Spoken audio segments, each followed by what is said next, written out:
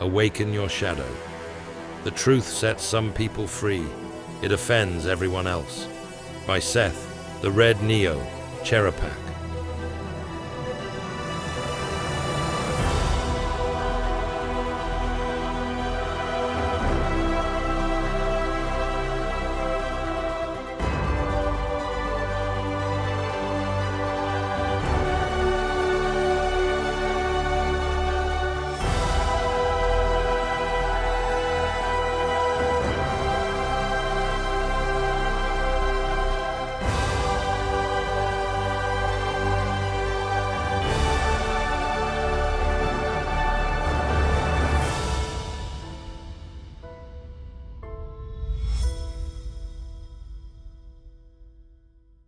Chapter 3. The Three Awakenings. When the unclean spirit is gone out of a man, he walketh through dry places, seeking rest, and findeth none. Then he saith, I will return into my house from whence I came out. And when he is come, he findeth it empty, swept, and garnished. Then goeth he, and taketh with himself 7 other spirits more wicked than himself, and they enter in and dwell there. And the last state of that man is worse than the first. Even so shall it be also unto this wicked generation. Matthew 12:43-45. He who fights with monsters might take care lest he thereby become a monster. And if you gaze for long into an abyss, the abyss gazes also into you. Friedrich Nietzsche, Beyond Good and Evil. If I exercise my devils, well, my angels may leave too. Tom Waits, Please Call Me Baby. Part 1. Predators in the Playground. Sheer terror crept up my body. It started in my toes, thick vibrating energy, a strange mixture of weightlessness and heaviness, like the sensation of a foot falling asleep, raw paralysis. Then, a presence drawing closer with labored breath. Only my eyes could move, but were frozen in the waking position as I gazed in horror at the hole opening in my bedroom wall. Clouds drifted by outside, on the backdrop of a perfectly blue sky. It appeared as if I were in the top chamber of a lonely tower, high enough to reach into the heavens. That's not supposed to happen, I said to myself. That's an inside wall. Then I heard it. Labored, guttural breath and the sound of bird-like claws, scratching their way up the tower wall and toward my lonely window. It was drawing closer, and I couldn't stop it, nor close my eyes to hide from the horror that was soon to reveal itself. Then something seized me from behind. A heaviness and an intrusion, not into my body, but my soul. It leaned in. I felt the warmth and pressure of its breath as it whispered this into my ear. Say you will surrender in the name of the devil, and I will say the magic word. Terror shifted to panic. My atheist mind struggled to come to grips with the fact that there was a spiritual world at all, let alone one that would reveal itself in such a threatening way. I said the only thing I knew to say, Go away in the name of God. Its labored breath thickened with anger as I spoke. Go away in the name of God. I repeated. Its voice and breath grew louder and hotter on my skin. Go away in the name of... Then it was gone, vanished. Suddenly the room was back to normal. The wall was intact. I could feel and move my body again. God, I said a final time before leaping out of bed and getting dressed. I ran a non-stop mile to school to see my friends. This was my first awakening, although I no longer classify it as a spiritual one, more like a man coming to grips with the full truth of the reality he lived in. At first I hated that there was a spiritual realm because that meant there might be a God. I don't know which terrified me more, but even as I type these lines 32 years later, in broad daylight, I can feel the evil of the presence that visited me that day. I'm aware that some of my critics will immediately claim sleep paralysis to explain this encounter. Today, after decades of study, research, and personal experience, I can say with 100% certainty that this was not sleep paralysis, which I've also experienced many times in my life. I know this the same way a waking person looks back on a dream and knows that they were dreaming. These experiences didn't stop at the first occurrence either. They progressed in severity and persisted for the next 9 years of my life. Sometimes the paralysis, visions, sounds, and voices happened while I was wide awake. I reached a point where I honestly believed that I was losing my mind. I tried everything to get them to stop. When I was 26, I discovered that only one thing could set me free from their terror and turn those dark experiences into divine encounters. I'll tell you what I did after you've read this entire chapter, otherwise it won't make sense. My early encounters with darkness taught me that there was a spiritual world, and that this world had a dark side as well as a light. But they taught me far less about spiritual warfare than my later encounters with dark entities masquerading as messengers of light.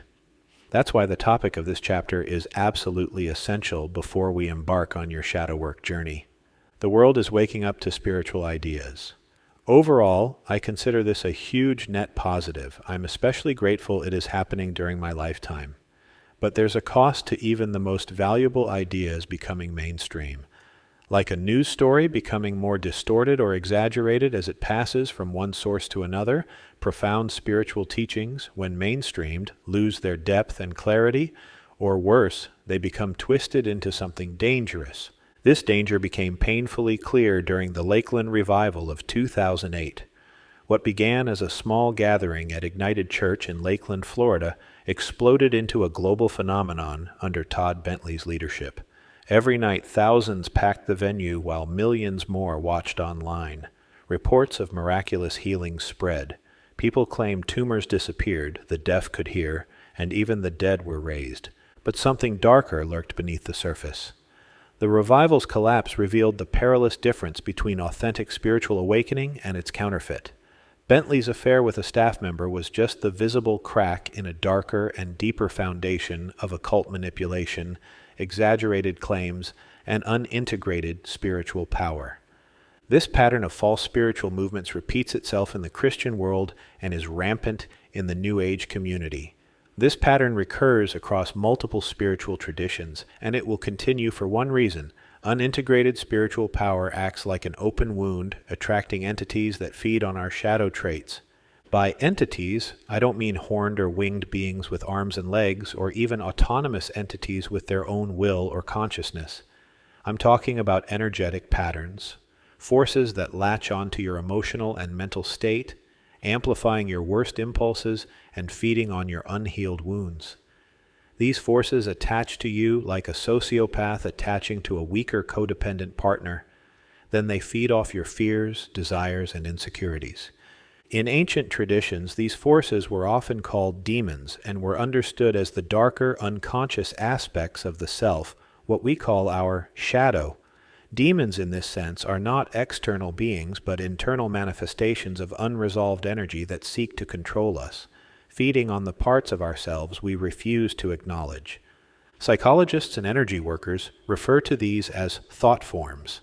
Carl Jung identified them as autonomous complexes, patterns of psychological dynamics that can overwhelm and direct an unprepared consciousness. Like sharks drawn to blood, these forces are attracted to awakening spiritual power and excel at disguising themselves as enlightened experiences. You know those moments where everything seems divinely orchestrated, when synchronicities pile up and your heart soars with certainty that you've found your spiritual teacher or received a divine download? This is when spiritual maturity becomes crucial.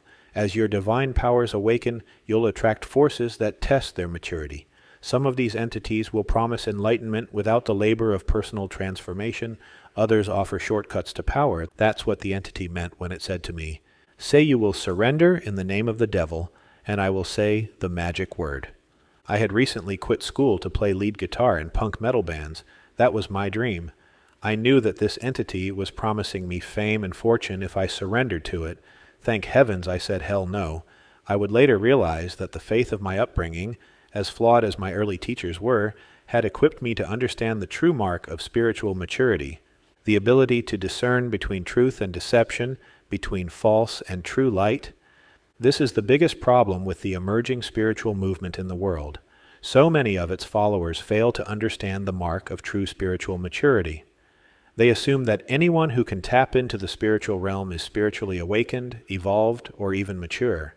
The truth is, the ability to connect to the spiritual realm is common to all spiritually minded people, and the spiritual equivalent of being able to pick up a cell phone and connect to the internet. The true mark of spiritual maturity is the ability to discern between truth and deception, between false and true light.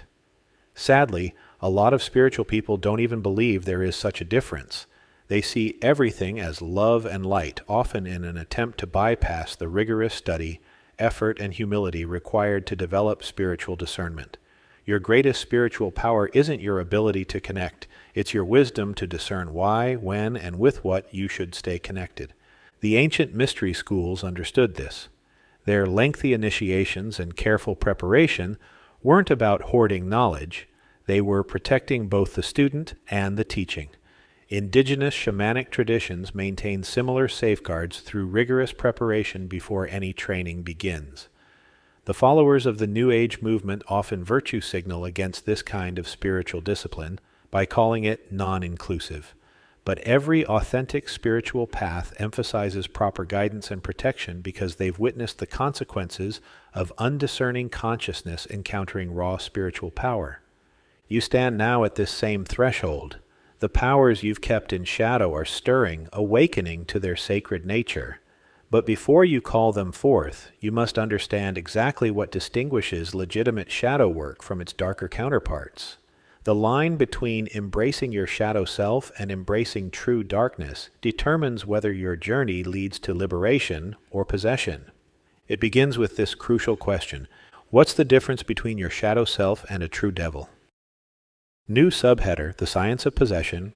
Ancient cultures developed sophisticated models for understanding what modern neuroscience now validates: that consciousness can be influenced by autonomous thought patterns that operate like parasites in our psyche.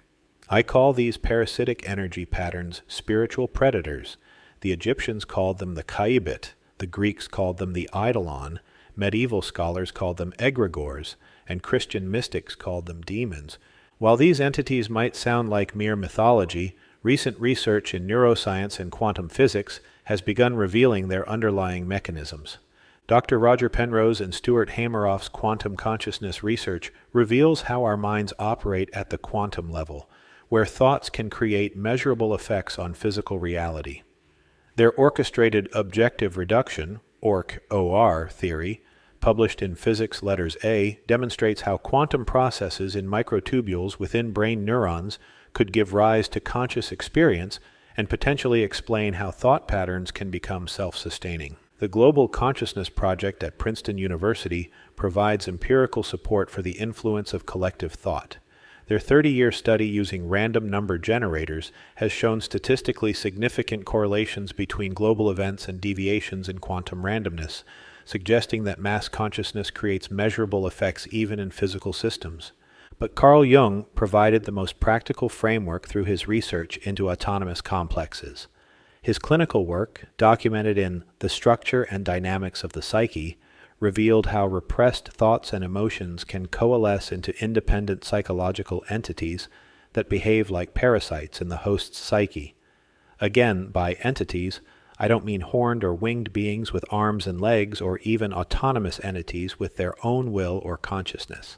I'm talking about energetic patterns, forces that feed off your fears, desires, and insecurities. Carl Jung wrote, "These autonomous psychic contents behave like aliens who have taken up residence in the host's psyche, or like parasites who live off their host's substance while gradually taking over control of their consciousness." Modern neuroscience has begun validating Jung's observations. Dr. Jeffrey Schwartz's research on obsessive-compulsive disorder, published in the Archives of General Psychiatry, shows how recursive thought patterns can create self-reinforcing neural circuits that operate autonomously from conscious control. His work demonstrates how these brain lock patterns hijack normal neural function in ways that mirror Jung's description of psychic parasites and my concept of spiritual predators. This connects directly to the systemic dimensions of value intelligence, VQ, we discussed earlier. When our systemic valuations become distorted through trauma or external conditioning, they create perfect opportunities for these predatory thought patterns to take hold. Dr. Joseph Ledoux's research at NYU's Center for Neuroscience shows how emotional learning can create persistent neural circuits that bypass conscious control, explaining why these patterns feel so autonomous and difficult to change. The digital age has amplified these dynamics. Social media algorithms function as modern egregores, autonomous thought forms that shape mass consciousness. A 2023 MIT study of 126,000 Twitter stories found false narratives spread 70% faster than truth and reach far more people. Instagram's internal research, leaked in 2021, revealed their algorithm intentionally amplified content triggering social comparison and negative self-image, reaching 32% of teen girls. This modern context gives new relevance to ancient warnings about spiritual predation. The biblical warning that Satan himself masquerades as an angel of light, 2 Corinthians 11:14, describes how these thought patterns often appear beneficial while gradually undermining our authentic values and growth. Dr. Bessel van der Kolk's research on trauma, published in The Body Keeps the Score, provides a neurobiological explanation for how these patterns perpetuate. His work shows how trauma creates distinct neural networks that can operate independently of conscious awareness, much like Jung's autonomous complexes. Understanding these spiritual predators is crucial for shadow work. These parasitic thought patterns often target our unintegrated shadow aspects, using our own repressed energies against us. Like biological parasites that evade immune detection by mimicking host cells, they disguise themselves as helpful adaptations while actually deepening our wounds. The antidote lies in developing true discernment, not just between obvious good and evil, but between authentic light and its cunning counterfeits. This discernment arises through proper integration of our shadow aspects, as discussed in previous chapters.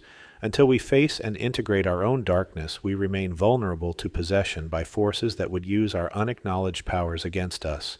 Through understanding both the ancient wisdom and modern science of spiritual predation, we can better protect ourselves during the most vulnerable phases of our spiritual transformation. The most important of these phases is the one that comes with every true spiritual awakening. New subheader: the dwelling place of demons.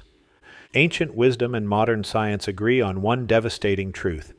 Isolation creates the perfect feeding ground for spiritual predators. C.S. Lewis expanded on this ancient insight, describing hell not as a place of physical torment, but as the ultimate separation from God, which is the ultimate separation from love itself. Augustine captured this profound reality in a higher context when he wrote, "You have made us for yourself, O Lord, and our heart is restless until it rests in you." This spiritual separation manifests first as disconnection from our authentic self. Across cultures and traditions we find this same metaphor: hell as separation, darkness as disconnection, suffering as isolation from our divine nature, and the ultimate divine self, God. But what ancient mystics understood through intuition, modern science now confirms through research. Dr. John Cacioppo's groundbreaking work at the University of Chicago reveals how this spiritual truth operates at a neurological level. His brain imaging studies show that social rejection activates the same neural pathways as physical pain. The dorsal anterior cingulate cortex and anterior insula, regions that process physical distress, respond identically whether we're experiencing a broken bone or a broken heart. The implications of this are staggering. Chronic loneliness increases mortality risk by 26%, equivalent to smoking 15 cigarettes daily. But these statistics only hint at a deeper crisis of consciousness. A 2023 Surgeon General's report reveals that 50% of U.S. adults experience significant loneliness, not just social isolation, but a profound disconnection from authentic relationship. Technology has only amplified this crisis of disconnection. The University of Michigan's Social Connection Index shows that while digital interactions have increased 800% since 2000, measures of emotional intimacy and perceived support have plummeted by 40%. We're drowning in connection while starving for communion. This creates what Jung called collective possession, a state where isolated consciousness becomes vulnerable to parasitic thought forms. Social media algorithms function as modern egregores, shaping mass consciousness through engagement metrics and confirmation bias. The average person checks their phone 344 times daily, roughly every 3 minutes of waking life, each check delivering what neuropsychologist Dr. Anna Lemke calls digital dopamine, a hollow substitute for authentic bonding. The impact on our brain structures is profound. A 2022 study in the Journal of Neuroscience found that chronic loneliness actually reshapes neural architecture, shrinking regions associated with empathy while enlarging areas linked to self-reference and threat detection. We become trapped in what researchers call a self-reinforcing loop. The lonelier we get, the harder it becomes to form genuine connections. Young people bear the heaviest burden. CDC data shows teen suicide rates increased 60% between 2007 and 2018, correlating directly with the rise of smartphones and social media. A study of 1.1 million adolescents found those spending 5+ hours daily on electronic devices were 71% more likely to have suicide risk factors. Hannah Arendt described this as being lonely together, a state where 61% of young adults report feeling profound loneliness while surrounded by digital connections. They feel known by many but understood by none, creating perfect conditions for what psychologists call identity fusion, the tendency to merge with any group or ideology that promises belonging. This isolation isn't just psychological, it's spiritual. It matches the ancient understanding of hell as separation from the divine. When we lose connection with our authentic self, we become vulnerable to possession by the spiritual predators discussed in the previous section. A lonely consciousness is like an abandoned house, and as the ancient wisdom warns, empty houses attract darker occupants. The current epidemic of loneliness isn't just a social crisis, it's a spiritual emergency. Every time we're distracted by our phones, every hour we spend in digital echo chambers, every time we choose algorithmic consumption over human connection, we create and fortify within ourselves the perfect dwelling place for demons. New subheader, Ancient Myths, Modern Monsters. Genesis 2:18 says, "It is not good for man to be alone." This verse reveals loneliness as the first thing in creation that God declared as not good. This tells us something fundamental about our spiritual safety and our growth. We are designed for authentic connection. Isolation and repression make shadow selves of our higher selves and leave us vulnerable to spiritual predators. The ancient mystics understood that hell isn't a place of physical torture. It's a state of absolute separation from God, where devils dwell and we live under their torment. We were created for connection with the divine, and this connection happens through our encounters with other people who, like us, are unique expressions of the universal infinite living mind that we call God. This understanding of hell reveals a sobering truth about human consciousness. Isolation isn't just uncomfortable, it's psychologically and spiritually dangerous. When we are cut off from meaningful connection, our unmet longing doesn't vanish, it mutates. In the 2020 film Come Play, the monster Larry personifies this truth. Larry is not evil in the traditional sense, he's a lonely, exiled entity, born from isolation and seeking connection. But his isolation warps his intentions. What begins as a cry for friendship becomes a parasitic obsession to pull others into his world of disconnection. He grows stronger through screens and attention, feeding on the very thing he lacks. This is not just a metaphor in a movie, it's physiologically measurable. At the Princeton Engineering Anomalies Research Lab, researchers conducted over 2.5 million trials testing human consciousness's impact on random event generators. The results, published in Physics Essays 2007, showed odds against chance of over 1 trillion to 1 that collective human attention affects physical systems. Modern technology amplifies these consciousness-shaping effects exponentially. A 2023 Stanford study tracking brainwave patterns of 350,000 social media users found synchronized neural activity in response to viral content, what researchers call mass neural entrainment. This mirrors findings from Princeton's Global Consciousness Project, where major world events created statistically significant patterns in random number generators. Like Larry, our collective shadow, when left isolated and unintegrated, doesn't disappear. It festers in the hidden corners of our tech-driven world, gaining power from our fragmented attention and suppressed emotions. The monsters we fear are not outside us. They are created by the very consciousness we leave unattended. The speed and scale of this entrainment is staggering. TikTok's data shows viral trends reach 100 million views within 4 days. Facebook's 2012 emotional contagion study revealed how manipulating 689,003 users' news feeds measurably altered their emotional states without their awareness. A 2022 follow-up found these effects persist even when users know they're being manipulated, creating a modern form of the separation the ancients warned about. Dr. Joe Dispenza's research provided biological evidence of this phenomenon. Using EEG and heart rate variability measurements from 7,000 participants, his 2023 paper in Frontiers in Psychology documented how collective belief literally changes genetic expression. When large groups focus on the same intention, they create measurable biological changes, for better or worse. The suppression of authentic self-expression in this environment has devastating consequences. Dr. Gabor Mate's 2022 study in the Journal of Psychosomatic Research found that repressed self-expression increases depression risk by 63%. Brain imaging shows it reduces activity in reward and motivation centers by 47%. This modern research confirms what mystics always knew. Repression of our authentic nature separates us from connecting with ourselves, others, and the divine, creating profound suffering. Repression, depression, and expression tell the story of our emotional and spiritual development and well-being. Repression, whether of emotions, thoughts, or selfhood, forces unacknowledged energies into the subconscious, where they stagnate and fester. Over time, this suppression manifests as depression, a profound disconnection from our sense of purpose and vitality.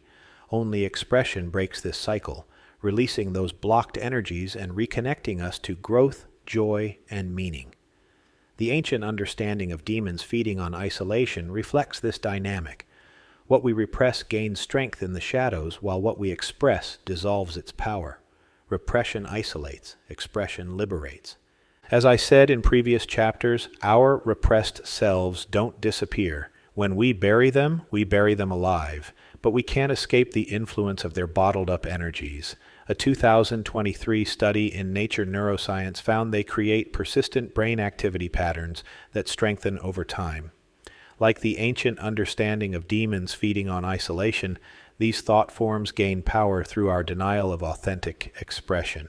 UCLA researchers documented how social media provides temporary relief, a 31% reduction in emotional distress during use, but increases baseline anxiety by 24% within 2 hours of logging off, deepening our spiritual isolation. Their data shows statistically significant correlations between mass emotional events and anomalies in random number generators. MIT's social media lab found emotionally triggering content spread 78% faster than neutral content, creating a self-reinforcing cycle of repression and viral transmission. This is called an emotional contagion, or, by Carl Jung, ideological possession. The best model for understanding this is Dr. Rupert Sheldrake's theory of morphic fields, patterns of consciousness that influence physical reality. His research, published in the Journal of Scientific Exploration, demonstrates how collective belief can alter what's possible. Consider the 4-minute mile. After Roger Bannister broke this barrier in 1954, 45 runners replicated his achievement within just 3 years. He didn't just set a new standard in athletics, he created an independent belief that possessed the minds of everyone who achieved the 4-minute mile. The same thing happens when beliefs associated with scarcity, indulgence, passivity, anger, verbal abuse, envy, and perfectionism are passed down from generation to generation or across social circles. These beliefs spread like parasites, infecting the minds and nervous systems of the people they possess. They operate the same way as generational curses or the dark, occult spells of folklore. The only difference is the language we use to diagnose them, and that's where the problem spins out of control. Modern diagnostic language obscures the clearer ancient understanding of hell and God's first calling loneliness not good. It's the spiritual danger of isolation and demonic possession, which Carl Jung called ideological possession. What was true in Eden remains true in our digital age. Separation creates loneliness, and loneliness creates vulnerability to possession by what we can call ancient demons or modern thought forms. The scientific evidence shows us that the difference is merely semantic, but the semantics have fooled modern people about the true nature of the problem. The technology has changed, but the underlying spiritual dynamic remains the same. We are still creatures designed for divine connection, and in its absence, we create our own hells, populated by monsters of our own conjuring. Modern scientific language has become its own category of incantation, a sterile priesthood of labels that masquerade as explanations. These terms don't illuminate the problem, they hypnotize us into managing it. They possess us with the belief that symptoms are identities. Then, instead of healing the wound, we medicate the alarm system, pills for the panic, powders for the fatigue, potions for the sleeplessness. Modern symptom-obsessed medicine has become a ritual of sedation, not restoration. It teaches people to silence the signal rather than confront the cause. In the ancient world, this would be called sorcery, the attempt to change someone's experience of reality by numbing the consequences of our misalignment.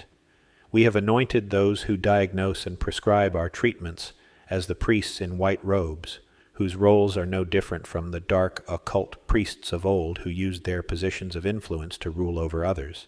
And this is where the illusion finally cracks. Once you recognize that the modern priesthood of labels and prescriptions operates on the same principles as ancient sorcery, control, sedation, and dependence, the real enemy steps into the light. We are no longer dealing with mere misunderstandings or misguided theories. We are dealing with spiritual predators who feed on confusion, repression, and isolation. New subheader, The Curse of Conformity. Conformity is a spiritual sickness that leads to repression, isolation, and the personal hell of ideological possession. This makes it the most formidable and persistent obstacle to our spiritual growth. It traps us in the illusions of the matrix, arrests our spiritual development, and makes us easy targets for spiritual predators. It alienates us from our higher selves and thus from our connection to the divine. It does this by distorting all three dimensions of our value intelligence.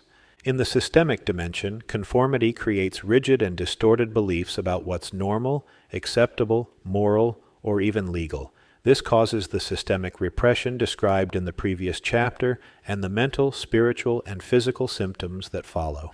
A 2023 Yale study found 67% of employees regularly suppress their authentic views to maintain what researchers call psychological safety. This self-censorship is not harmless. Harvard Medical School researchers documented a 32% increase in stress hormones and 47% decrease in immune function among chronic conformists.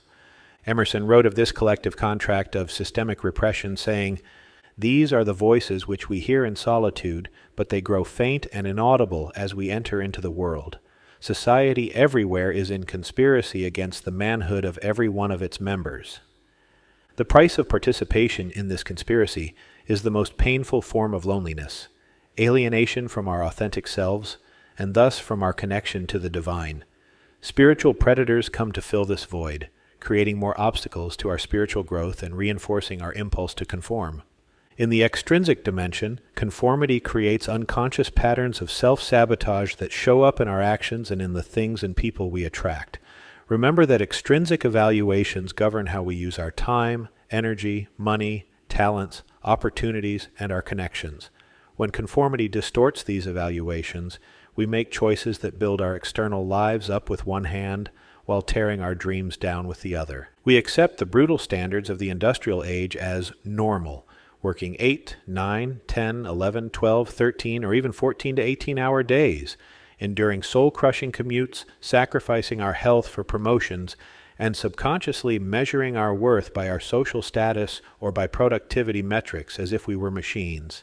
Many of us work jobs that don't fulfill us, for bosses who don't holistically value us, chasing promotions that barely reward us, maintaining credit scores that only qualify us to further enslave ourselves in debt, all while forcing ourselves to adapt to unsustainable schedules in hopes of reaching the mythical retirement age of 65 with the money and the physical and mental energy to enjoy the things and the people we love. These self-sabotaging choices serve the matrix perfectly, keeping us as obedient workers, reliable consumers, and predictable economic units, all while believing we're doing the right thing. My favorite author, Ralph Waldo Emerson, wrote, "Whoso would be a man must be a nonconformist." This is because conformity is almost always a betrayal of our authentic voice and vision. The price of breaking away from this betrayal is a second form of loneliness, alienation from other conformists. When we finally start making choices aligned with our authentic values, the same people who encouraged or pushed us to conform begin to treat our choices as rejections or even betrayals. Northwestern University researchers found this dynamic creates a commitment threshold, where people continue making self-sabotaging choices long after they know better, simply to avoid this second form of isolation. But the intrinsic dimension is the primary victim of the spiritual disease of conformity. When social acceptance, admiration, approval, or safety become our standard of self-valuation, we create conditions for what Jung called mass possession. His warning that group experience takes place on a lower level of consciousness reminds us of how conformity makes us more vulnerable to the systemic and extrinsic distortions, making our minds and bodies dwelling places for spiritual predators. Ironically, this fear of isolation or alienation from other conformists keeps us from breaking free of the ideological distortions of the matrix. Dr. John Cacioppo's groundbreaking research on loneliness reveals its profound biological and psychological impact. After studying over 4,000 cases of social isolation, he demonstrated that loneliness significantly increases stress hormones, weakens immune function, and heightens the risk of cardiovascular disease and mental health disorders. Brain imaging studies confirm that this social rejection activates the same neural pathways as physical pain, particularly in the anterior cingulate cortex, underscoring our evolutionary wiring to experience separation as deeply painful. Cacioppo's work emphasizes that chronic isolation is not merely an emotional experience, but a biological and existential condition that erodes our well-being, leaving us vulnerable to further disconnection and despair. Loneliness is the most painful and persistent symptom of the spiritual sickness of conformity. As Meister Eckhart warned, the more we separate ourselves from God through dissimilarity, the more deeply we sink into sin. This dissimilarity isn't between us and others, it's between our compliant selves and our true nature. The digital age amplifies this trap. A 2023 meta-study of 2 million users found increased platform engagement correlates with a 47% drop in sense of authentic connection and 58% rise in isolation. We conform more than ever through social media. We do this in search of connection, but we're left feeling more alone and empty than ever. This creates the perfect feeding ground for spiritual predators who thrive on the internal division between our authentic self and our conforming persona. Ironically, loneliness is also the first withdrawal symptom of rejecting the dogmatic rules of the matrix and drawing healthy boundaries with other conformists. This is the closest thing to hell that we can experience while still in the material world. Verse 3 of the Isha Upanishad says, "There are demon-haunted worlds, regions of utter darkness. Whoever in life denies the spirit falls into that darkness of death." If you're reading this, it means the pain of separating from your authentic self has become greater than the pain of separating from the crowd. This brings us full circle to shadow work. Your repressed and alienated authentic traits, pushed into shadow by conformity's demands, create the alienation and the energetic blocks that spiritual predators feed on. But the tension between conformity and authenticity, between collective compliance and individual growth, also opens the path for our first spiritual awakening. When we choose to follow this path, we come face to face with the temptations and the predators that meet us at each new level. End of Part 1 of Chapter 3 of Awaken Your Shadow by Seth Cherepak.